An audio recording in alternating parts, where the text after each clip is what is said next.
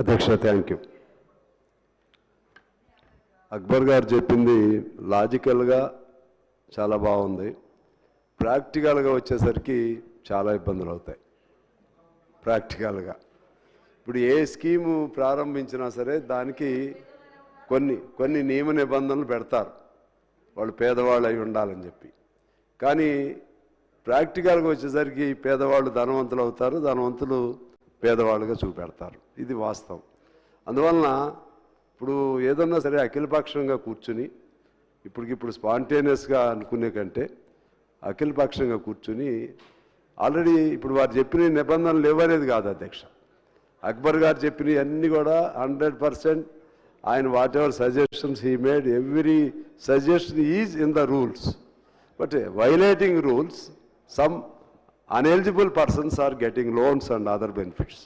That is there. So how to correct that? We need a comprehensive discussion. For that, better to call a all parties meeting for that purpose. Why? Because already I have been receiving several phone calls from the students who have been staying in overseas. So for this kind of whatever pensions, whatever overseas pensions, scholarships, the government made earlier, promises made, వాటి అవి అందక without getting that. అందులో ఇప్పుడు Trump వచ్చిన తర్వాత చాలా ఇబ్బందులు పడుతూ ఉన్నారు. అందులో సరే ఇక్కడ ఒక కారు ఉండేవాడు ఉండొచ్చు, లేదా 2 మోటార్ సైకిళ్ళు ఉండేవాళ్ళు ఉండొచ్చు, కానీ వాస్తవంగా అంత చదవగలిగినంత శక్తి అయితే ఉండదు వాళ్ళకి. ఏదో బెనిఫిట్ వాళ్ళకి వచ్చింది, వెళ్ళిన తర్వాత వాళ్ళు చాలా ఇబ్బందులు పడుతున్నారు అధ్యక్ష. అందులో ఎస్టీస్ ఉన్నారు, బీసీలు ఉన్నారు, వాళ్ళందరూ కూడా ఉన్నారు.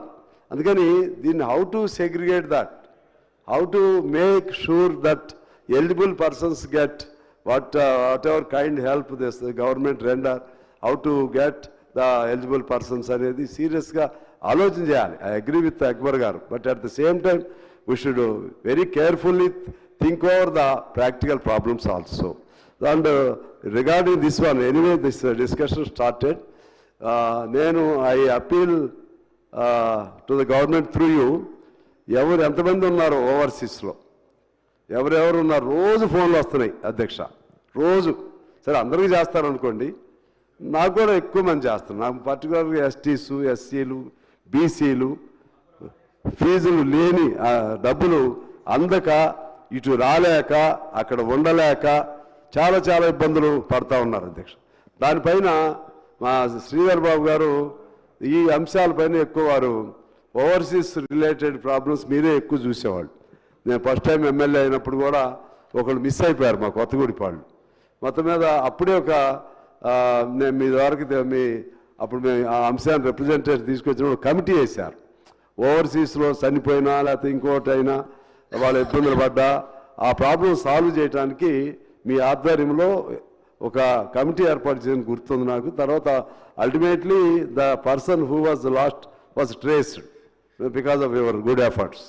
సో అందుకని నేను మీ ద్వారా కోరేది ఏంటంటే, ప్రభుత్వం ఓవర్సీస్లో అదే ఓవర్సీస్ స్కాలర్షిప్ నమ్మి ఉన్నవాళ్ళు ఎవరు, దాదాపు నాకు తెలిసి ఎవరో ఒకళ్ళిద్దరు ఉంటారు, అక్బర్ గారు చెప్పినట్టుగా ఎక్కువగా ఎలిజిబుల్ పర్సన్స్ ఉన్నారు. వాళ్ళకి న్యాయం చేయడానికి ప్రయత్నం చేయడానికి ఈ అంశాన్ని మీరు ఆధారంగా న్యాయం చేయాలని కోరుతా ఉన్నాను అధ్యక్ష.